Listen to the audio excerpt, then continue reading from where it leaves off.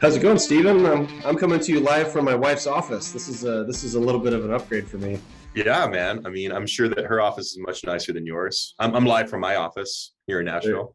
there you go. So another episode of the Bitcoin Bottom Line in 2022. Here we go. We're in January.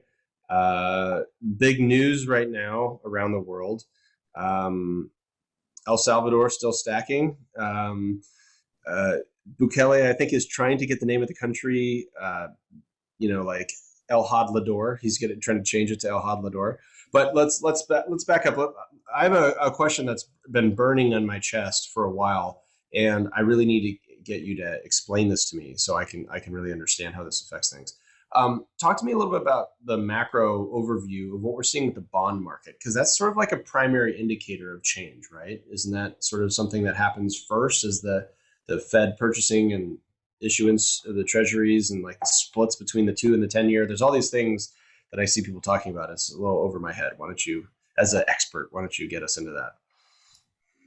Yeah, I mean, I wouldn't call myself an expert. I just, I was involved in the fixed income markets for a while, but when it comes to bond yields, really, when the Fed begins to tighten, it makes things more expensive to borrow, right? Particularly with banks and with institutions, corporations.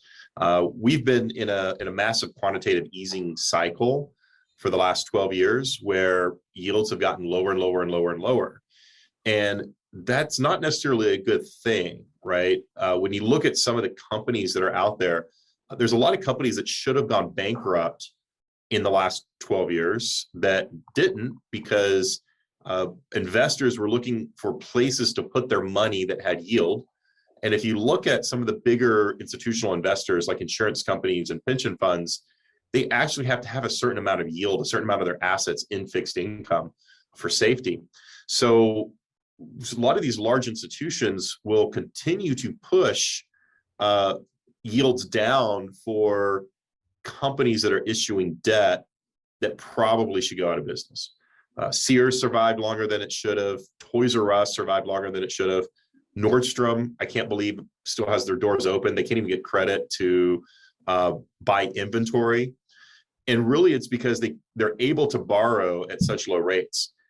What's happening right now is with the Fed beginning to tighten, and really what they're doing is they've continued to increase the size of the balance sheet by continuing upward growth of purchasing, right? So they're purchasing more and more and more on their balance sheet.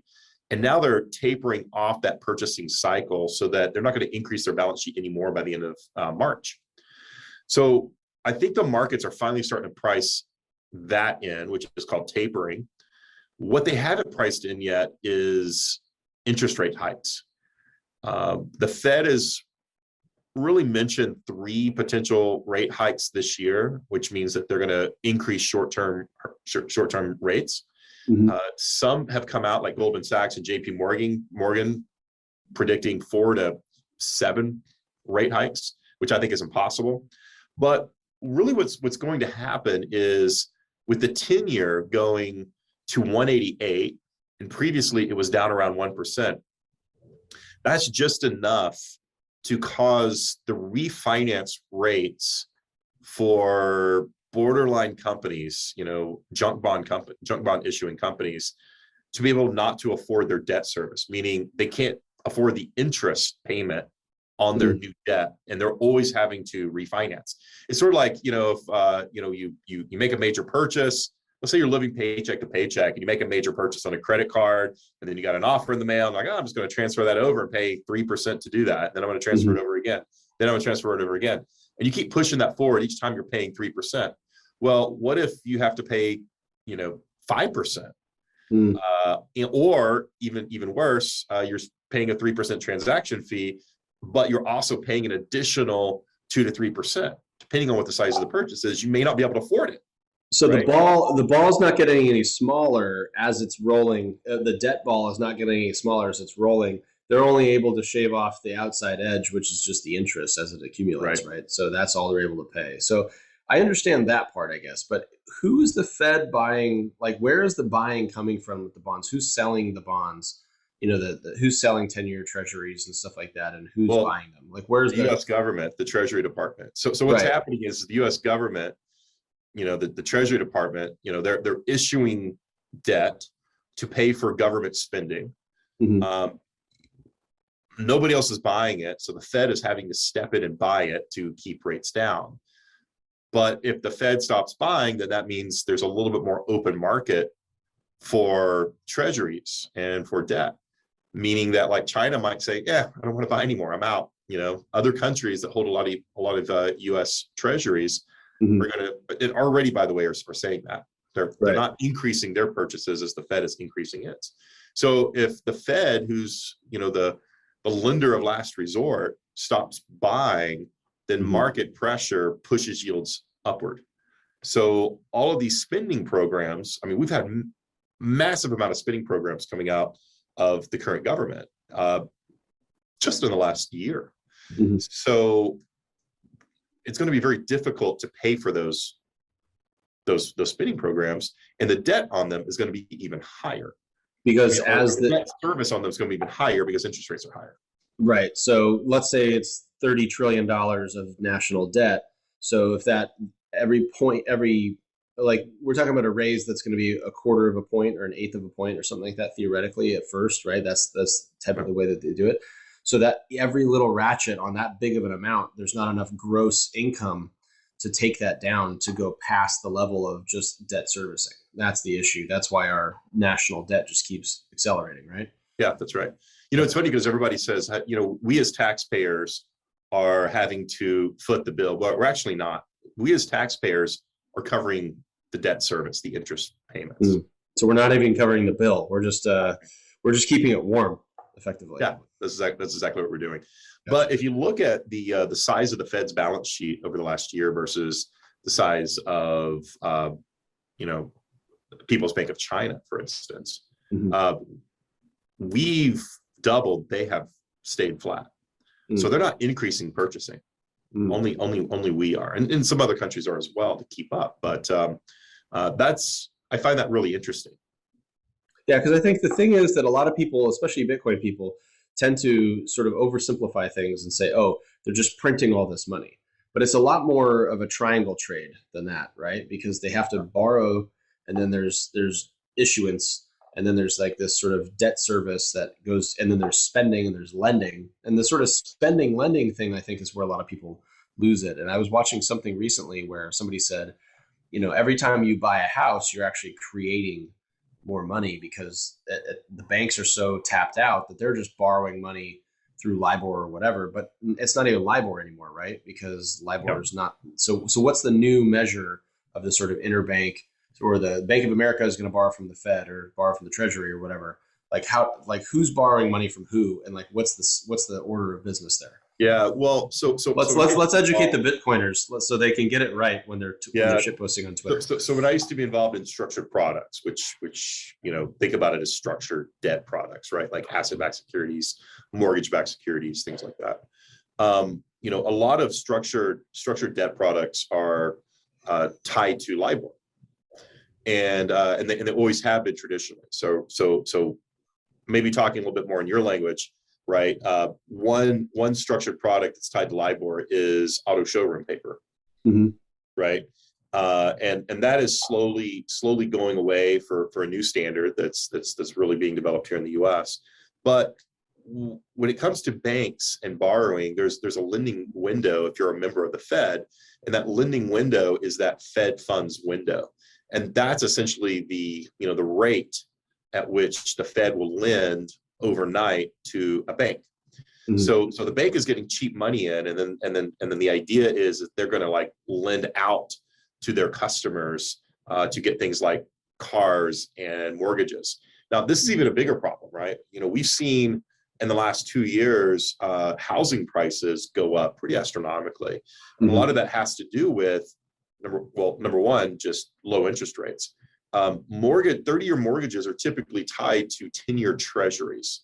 That's the benchmark rate for a 30-year, and it's some spread over the 10 years, typically how they're priced.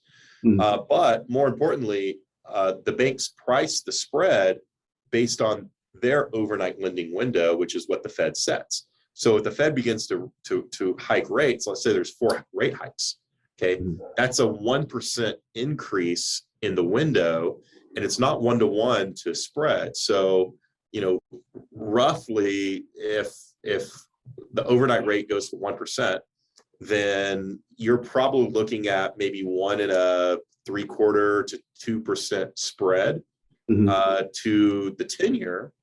And the 10-year is already going up to 188, right?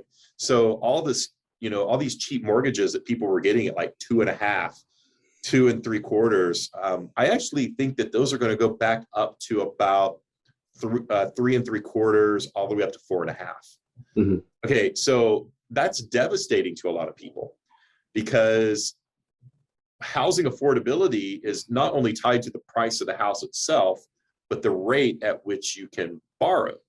So if the rate that you can borrow goes up, then we'll probably see a slowdown in the housing market as well. I don't think we're going to see a slowdown in the housing market on the same scale that we're going to see junk bonds, really go down. But that is going to be a growing concern, and you may not see as much movement as what we've seen in the past. A lot of people are moving from big cities like LA and New York and Chicago to places like Miami, Austin, Nashville. I think that's going to slow down as interest rates go up, right? Because you're able to get cheap money to buy and sell homes. But typically, if you're already paying, if you're already paying 3% interest rate and housing prices are up, up higher, and you can get a 2.5% rate, then you're likely to move.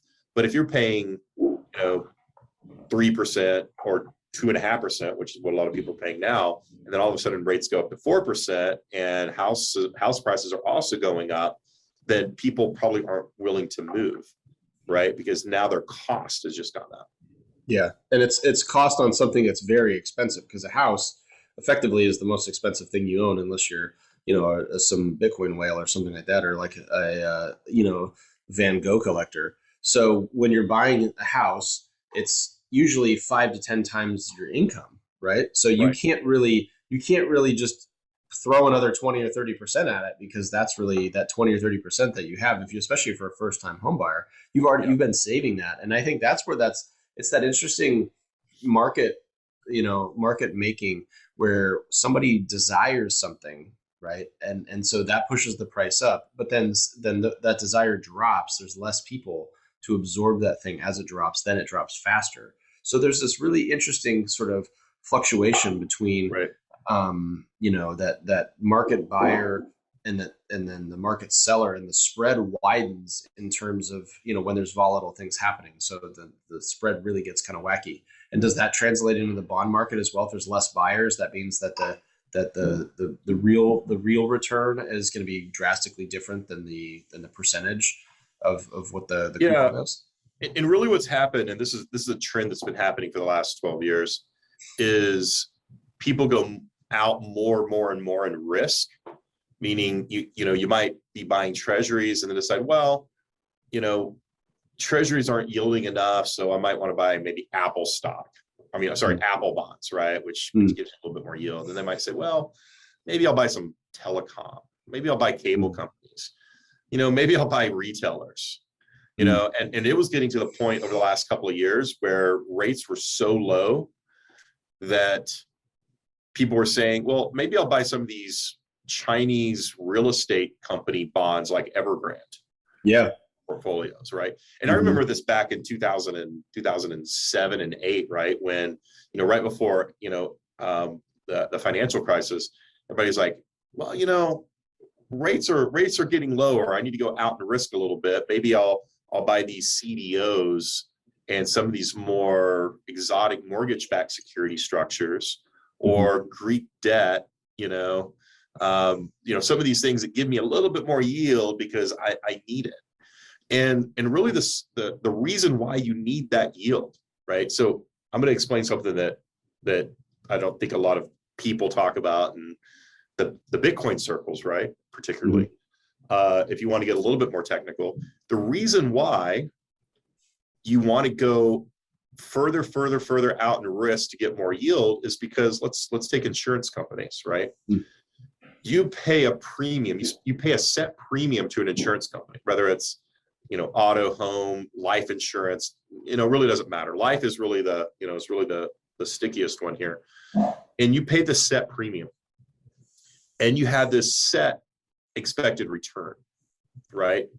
And what the insurance company does is take your premium payments, they invest that money hoping to get 5% so that they can grow that account over time and pay all of their bills so that they can pay out what you deserve when you have an event. Okay. Yeah. Well, what's happened in the last 5 years is because interest rates have gone so much lower, and everybody's saying, well, this is due to COVID. No, it's not due to COVID, right? It's due to interest rates. Okay. As interest rates go lower, insurance companies charge higher premiums from their new customers to offset the lack of yield that they're getting. Mm-hmm. Okay. But also COVID, right? There's also been events in the last 2 years that have caused, the actuaries to say, well, the risk here is a little bit higher. We're going to charge higher premiums for now. But that's just part of it. It really has to do with interest rates. So as interest rates keep going lower, the premiums get higher and higher and higher. So anybody that's purchased like corporate insurance, for instance, E&O, D&O, anybody that's purchased, health insurance is notoriously bad right now, mainly because, not only are more people getting sick and go to the hospital and they're having to cover things, but the premiums are astronomical because they just can't manage that money. And it's not like they're going to like dump it all into the equity markets and hope for the best, right? A lot of them do have a big allocation to equities, but they have to have income coming off of bonds.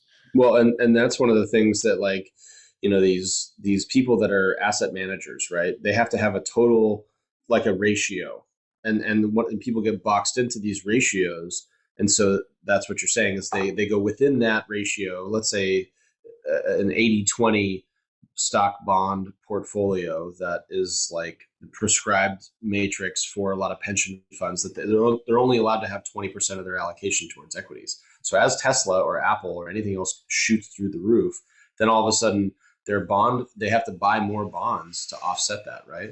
And so then they have to get riskier bonds because the bonds that they have aren't performing.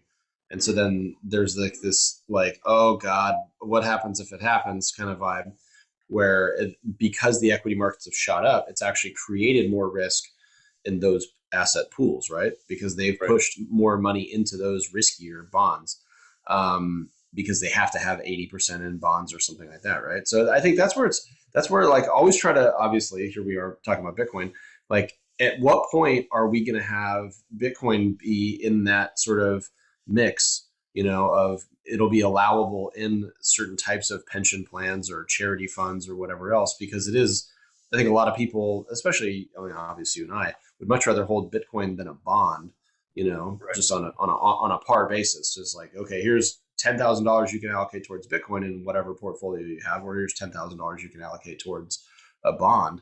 I think that's where it gets really interesting for the retirement accounts and the pension funds that are really kind of most at risk, in my mind, out of on the broad customer base of any sort of wacky bond trades that are happening, right? Yeah, well, and it's a good thing you brought up pensions. Pensions have had a higher risk profile than, say, life insurance, right? Mm-hmm. So a typical life insurance company might hold 90% fixed income. Mm-hmm. A pension fund might hold a lot less and more risk, private mm-hmm. equity, equities, because they also have a higher threshold to hit, but also because they know that, if things really come down to it, the state might bail them out. So they take a little bit more risk and promise a little bit more. So think about like a typical policeman, right? Yeah. They have a promise that if you work for 30 years, this is what your pay will be for the rest of your life once you retire, as long as you work that period of time. And every month they're paying a little bit into that pension, and that pension is being managed. And the threshold of pensions is higher. It's like 8%. It's one of the reasons why a lot of states have really high unfunded pensions, right? Like states like Illinois, California, New York, because they just keep kicking the can down the road. And I hate to call it Ponzi. It's not, but it's just, they hope that things recover. Right. It's more hope, right? We always need somebody else injecting money into that, the system the way it's designed, right? A lot of pension funds operate as a result of new money coming in, and then that helps sort of offset the deceleration of money coming out to the other people. So you have to have the new blood replacing the old blood. And it's like the Major League Baseball Players Association. I've been arguing with them for years about Bitcoin and some of these other things, because it's like just allocating a small percentage of what they have into an asset like Bitcoin can sort of push the books back over to straighten things up, right? Because you have like this lowering yields, just keep lowering and lowering, and you just need something on the other end, like a bookend like Bitcoin, to push it back over to sort of straighten everything back out. So you can have like a equity side and bonds, and then you have Bitcoin on the side. Yeah. But it's like Bitcoiners just say, oh, they're just printing money, and they skip out all these other important things, which is sort of like how the economy works, behind the scenes in a lot of ways, like how it's sort of like the logistics of the money supply and the logistics of lending, are sort of like merged into this one thing, and then all you get is like this one sheet that fails to sort of explain all these other things. So I'm glad you were able to talk through that a little bit. Yeah. Well, here's the other thing that I want to point out that I think is really interesting. Whether it's pensions, that this probably applies to pensions more than most insurance. But with pensions, oddly enough, so what happens initially when interest rates start to rise is they start offletting risk, right? Risk being risk assets like equities and like, junky or junk bonds. What happens is, because interest rates are going up, they can take less risk. So they start moving their money back into the lower risk fixed income products and fixed income. And then they alleviate some of the risk that they had taken on previously to make up for it. And it's sort of this pendulum. And then what happens is, as interest rates go up and they start offloading that risk and going heavier into fixed income, at some point they'll say, okay, we're pretty safe over here. They'll look at their Sharpe ratio, decide that, based on their fixed income allocation, they can go riskier in this sleeve over here. And then that's when they'll start pouring into things that are more private equity like. And that's really where I would classify Bitcoin for a pension or insurance company. It's more private equity like returns rather than equity returns. It's definitely high on the risk spectrum, given the volatility. And really that volatility is something that they're looking at. So I think we're going to go through a little bit of pain in the broad risk markets. That includes Bitcoin over the next year. And then I think what's going to happen is that pendulum's going to swing far enough. We're like, okay, we can take some risky bets. And then that's when you see them starting to dip their toes in a little bit more. And then if interest rates start going down again, they'll take more of that same risk to offset the lowering bond market. So it all moves in cycles. Yeah, it's just hard for a lot of people to have that longer term perspective because they're so focused on today's price action, today's news, right? But I think research in a lot of ways is more valuable when you can really take a 5-year, 10-year look at things, or like in this case, look back to 2006, 7, 8, and say what were the factors that really contributed to the market being, as inflated as it was, and how many of those are we experiencing now, right? And then is there a parallel there? We have new elements along the way as the world gets more complicated and more layered and more nuanced. But I think it's interesting to see that the bond market factors into the structure of how the American money supply and the American economy works so much that it's like it is really going to be a very long process to shift those dependencies down, into something that's more like a Bitcoin standard. I do have a very important bonds question though for you. Is Barry Bonds a Hall of Famer? I mean, you would know that answer better than me. I mean, no, but I'm asking. You're a bonds expert, though, right? I'm just a lefty, so I don't have the full. Man, I'm not. I went to my first. Well, I don't know. They're just doing voting right now, so that's the reason why I'm asking. But I just figure, hey, we're on the subject of bonds. Yeah. No, I He's, know Barry Bonds' name, but I couldn't point him out in the lineup. he's the all-time leader in home runs, but he's also had to retire under a specter of doing a lot of steroids. So it's it's like, okay, he hit all these home runs, he won all these MVPs. Do we just like, it's been a long time. He's been getting crapped on by everybody for a long time. Can we just admit that he's a Hall of Famer at this point? You know, like he's, even though he was a jerk, like totally a jerk and did a lot of things wrong, you know, totally. Anyways, so I guess, can the bond market forgive, right, is the real question there. Yeah. Does the bond market forgive people? Well, it's funny because, you know, I had, you know, in my lifetime, I'd probably been to 2 baseball games in person just because I went with friends up until about 2013. And then in 2013, I probably went to, I don't know, 50 Dodgers games when I was in LA. But yeah, that's a whole other story. Okay, so then let's talk about something else then. So America obviously is a big factor, even though we're not the only country in America, we're not the only population group, but a lot of what we do does lead the euro and even with the Chinese yuan, the Bank of Japan, China, Russia, Europe. How much of this bond stuff is interrelated? How much of this bond stuff that we do, like how many other, like, are we buying bonds from the Bank of England? Is the Bank of England buying treasuries from us? I mean, is that something that's really a you know, as on the surface, like it seems to be very intermingled and very like kind of dirty and commingled money? Is that what it is really in real life? Well, it is, and I'll tell you the rationale behind most countries purchasing U.S. Treasuries onto their balance sheets. Okay. Mm-hmm. It's really simple. It all has to do with imports and exports. Okay, so if the U.S. is printing a ton of money, right? Well, we'll just call it money printing, issuing treasuries that's bought by the Fed. That means that they're increasing the money supply and debasing the dollar. Since the dollar is the primary reserve currency of the world, mm-hmm. If other countries don't debase their money, then there's an import-export imbalance, right? So for instance, let's talk about washing machines, right? You know, the three largest countries that produce washing machines are going to be the U.S., China, and South Korea.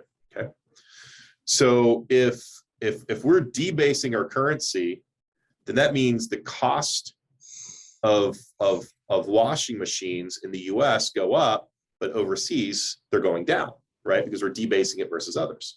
Mm-hmm. So we're able to export more things to people around the world.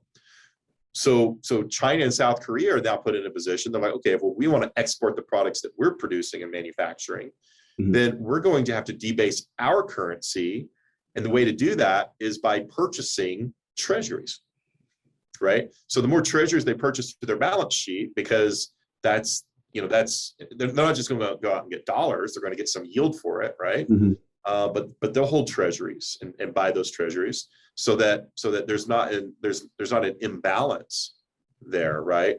And most countries around the world, like I said, are competing in some form or another with U.S. manufacturing, right? Whether it's chips, appliances, shoes, clothing, doesn't matter. For sure. Every country is now forced to stay up with the dollar, whether they're debasing or whether they're not. But an interesting thing that started happening when, in the last 2 years, and that is where China just kind of decided, yeah, we're not gonna buy more treasuries, mm-hmm. right? So their currency has essentially, the renminbi has essentially gotten stronger as the U.S. has debased theirs. Now, what's the effect of that? Well, think about all the supply chain issues that you're seeing right now, right? You're not able to get things across the ports. Something tells me that there's a little bit more to it than that. Mm-hmm. I'm going to sound like a conspiracy theorist, but if you just think about that very simple issue with import and export prices, mm-hmm. and there happens to be a supply chain issue, mainly from Asia, who's not purchasing treasuries. I almost think in some ways it could be manufactured so that there's a greater demand for the goods, so they can still they can still sell it at the price that they want to sell it at. Yeah, because they've produced this thing. They've produced this. South Korea has produced this LG washing machine, right, or whatever. And so the real thing I think that people maybe don't understand is, as China, which is a massive economy, decides to go end around and go direct with their currency pair to another sovereign currency pair, that's really where the dollar gets excommunicado, like John Wick, and we get these sort of reduction in U.S. influence that happens, right, as a result of that. So we've seen that with oil a couple times, with Russia and China doing their own oil trade. But I guess with consumer goods, this is where it really is important for people to understand the subtlety that consumer goods that are produced in China, they're basically dollars flowing to Chinese entities, right, at that point. So then the question is, how do the Chinese people, the factories or the companies or whatever, how do they get renminbi back? And they've got to sell those dollars to somebody else, right? Or at that point, China as a country is basically lending dollars that they're getting at cheap prices. They're lending those out at higher prices. They're taking credit risk at that point. And this is like what happened with the airport in Uganda recently, I believe, where they repossessed the airport because the Ugandan nation was not able to repay the loan that they had taken from China. So this is where this, like, I would say, not a conspiracy, but definitely like a lever. It's a concern.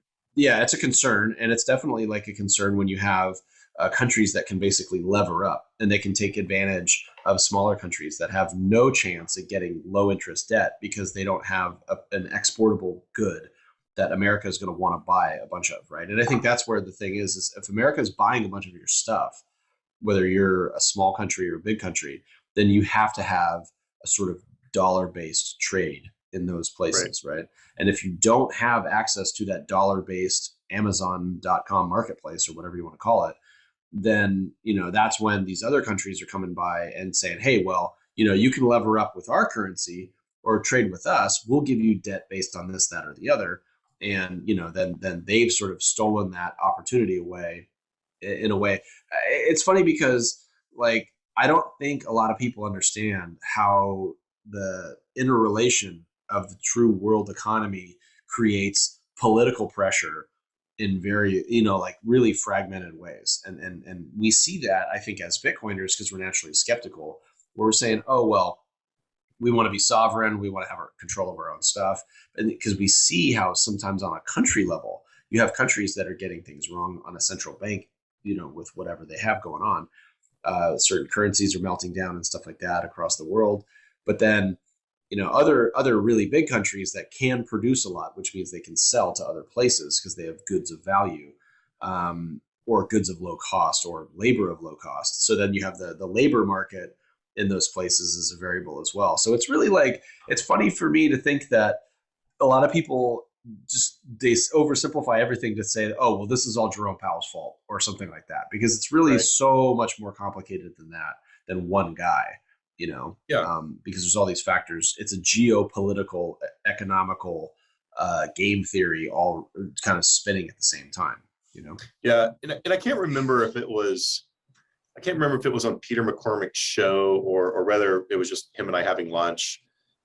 We were talking about this a little bit, right?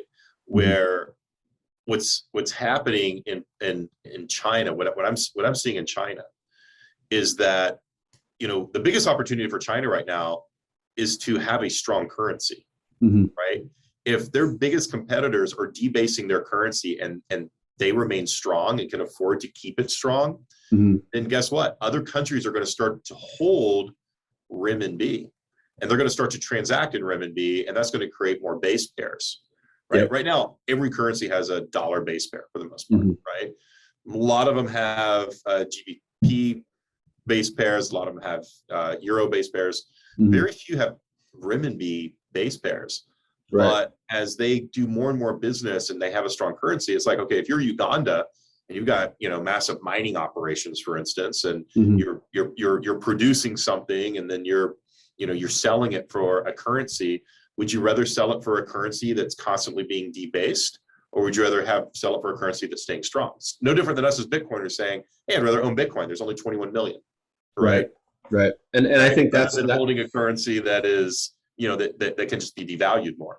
So it's an interesting play on behalf of China that I've been watching very closely over the last 2 years, and I think it's going to be a long-term play. They're really going to give the dollar a run for their money.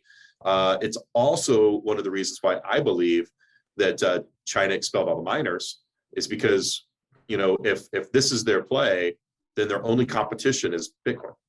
Right. Yeah, because Bitcoin is the only thing that can create a base pair out of thin air, right? Because the way Bitcoin works, like I could walk up, like we did this on the Charlie Lee episode, right? We talked about like local Bitcoins, and like you could literally, if you're just anybody, right, you could go up to another person and say, hey, do you have Bitcoin? And they say yes, and it's like, okay, I'd like to buy some. The person with the Bitcoin at that point has so much leverage, they can say like, okay, bark like a dog, like stand on 1 foot. I want this much. I want this many things. They can trade it. They can trade it with no currency involved. They can basically say, okay, well, I'll give you 5 goats and 10 gallons of water. Or they could say, I want a house, or I want this much money, or whatever else, right? So that's the one thing I think that has to terrify the Chinese, government about Bitcoin, because if you have a citizenry at that point that has, let's say, a couple million Bitcoin distributed across the citizens, at that point they can do their own value decisions. They can create their own value marketplace that doesn't have to go through anybody else. And I think a lot of Americans see Bitcoin as this like luxury thing that, I'd like to get one of those Bitcoin. Like, you talk to new coiners and they're like, oh, what's a Bitcoin these days? Like 40 grand, 50 grand, something like that. I'm like, oh yeah, I'll get 2. Like they're like a pair of hats at Nordstrom or something, right? So you have this sort of like idea like that, like a laptop Bitcoiner, right? Like the laptop class. Then you have the sort of I gotta eat and like the Lebanese Bitcoiner, where their currency is basically melted to zero in the last 12 months or something like that. And so like these different use cases that come up with Bitcoin, China definitely gravitates towards, just because they have so many people there, they have more people in poverty and more people that need day-to-day sustenance than America does, obviously. And so they're going to have this like uprising, theoretically, of the citizenry that don't want to be controlled or want to just do things on their own. Because at the end of the day, I think a lot of people do like to have the freedom of their own choices and not have to say like, oh, if like I said to you, okay, Steven, today your meals have to be based around noodles, and tomorrow your meals have to be based on rice. And I just like made some arbitrary rules like that for you. You'd be like, well, this is BS. Like, I don't want to live my life based on the fact that every Tuesday has to be noodle day. I want Tuesday to be Taco Tuesday. I want to have brisket Wednesdays, if I want to have brisket Wednesdays, but I might not. I might want to have pizza, but like when you have these cost controls and all these other control elements that come in and creep into society, that's where I think the Bitcoiner like superpower sort of stands up and just goes, I'm not taking this anymore, Exactly. And that independent spirit is very challenging to authoritarian governments, which is sort of like why we need it, because half of the world's population lives under some sort of an authoritarian government. Yeah, exactly. So what in the last 10 to 15 years, what has been the lag time in terms of bond market, treasury market really decoupling or something like that, and then the equity market seems to be the last one to figure it out sometimes. It's sort of, to me, the stock market feels like a bunch of frat dudes having a party, and it's like they don't know that people are like breaking things in the kitchen. They're just having fun. They don't know they don't know the turkey's getting burned. They don't know the cops are coming. You know what I mean? They're just having a good time. Yeah. Is that accurate? It is. I mean, if you look back in 2007, everybody knew there were problems, but the markets just kept racing upwards. And then even when the first sign of problem hit, which was September 2007, the big event, then the markets dropped and they just kept going up again, until there was, the second, big item, which was that's really when bear collapsed. So yeah, I think people are generally more optimistic when markets are going higher And it's really a greed factor, right? Like markets are going higher. Oh, there's a pullback. I'm going to buy, right? I mean, a lot of people ask me right now, like, are you buying this dip? I'm like, no, this isn't a dip. It's a downward trend, right? You know, it's and this downward trend is going to keep going down, you know, and I'm talking about all risk assets right now, until it starts getting, you know, the markets are priced in the actions that the Fed are going to take, right? Bonds are always the first, you know, they're always a foreshadowing of what's going to happen next, right? And I can tell you right now, with rates at 188, I know that sounds low, but that's devastating to a lot of small companies that need to refinance. It's devastating to mortgage borrowers. It's devastating to a lot of people that are just, you know, barely making their debt service. It's a big jump, and any more jumps are going to cause more problems, right? So yeah, you know, the equity markets, you know, they've got a long ways to go down from here.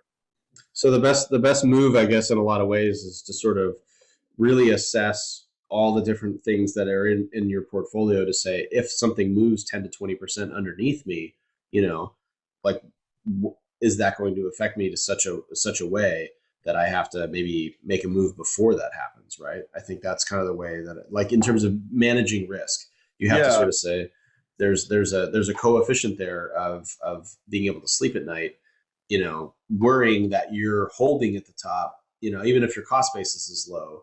I guess there's certain, you know, factors there where people have to decide if they're going to trade into something or out of something, based on what's happening. And I guess, so how do you like, you know, look at it in that regard? Yeah. So, you know, I really look at the risk return of where things are at certain levels and where prices should be, right? I mean, look, Bitcoin, for instance, is cheap right here, right? It doesn't mean that it won't go down, but it's cheap, right? And sometimes you just have to assess different markets, and you know, it's really hard to pick bottoms. It's extremely difficult to pick bottoms. Usually there's an event and it shoots up before you can catch up. So if you've got a longer time horizon and you think prices are cheap here for like the next 10 years, which I do, right? Then you might start buying. If your time horizon is a little shorter, then it's probably a good time to hold off on making any purchases on risk until your risk reward's a little bit better for what your time horizon is. So, you know, look, a lot of what I hodl now, I've got a very long horizon, and you know, that doesn't matter. But there's also current liabilities, and most liabilities have to be paid, you know, in dollars, right? Even if you know, you're a miner, right? And the electric companies aren't taking Bitcoin yet, right? So you've got to look at your books and decide, okay, like when should I be selling in order to meet those current liabilities? Yeah, and I think that's the for me, the reason why I did sell some of my Bitcoin to buy, you know, ASICs a couple weeks ago or whatever, was because I felt like it was such a good opportunity for me to guarantee myself some sort of Bitcoin accumulation. You know what I mean? Over a certain fixed period of time, because you never really know what the price is going to be. But if I end up with more Bitcoin 3 years from now than I have now, then that to me was a good investment, you know, with X amount of dollars. And, you know, I've had conversations with a lot of people about it. They're like, yeah, but, you know, what if you just did this instead of that instead? Or, oh, Bitcoin went down. Are you mad that this happened, that happened? Because you could have bought more Bitcoin. I'm like, well, technically, you know, like if you do mining the right way, then you'll end up with, you know, like hundreds of % more value at the end than you start at the beginning. The good thing about it is that once you've bought your ASIC, you've paid for it. You don't really have debt on it. So the only carrying costs you have are just sort of general operations, which in most cases are a lot lower than the yield you get back in terms of Bitcoin. The challenge is, you know, and baking in for this, as hash rate goes up and to the right, if price does not go up and to the right, if price stays flat and hash rate continues to go up over a certain period of time, eventually the hash rate will double.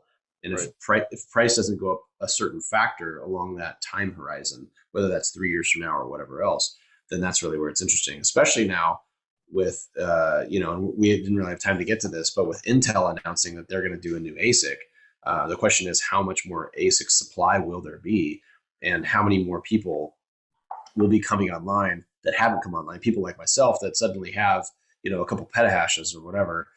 It's not that much compared to a Core or a HUD 8 or a Riot or something like that.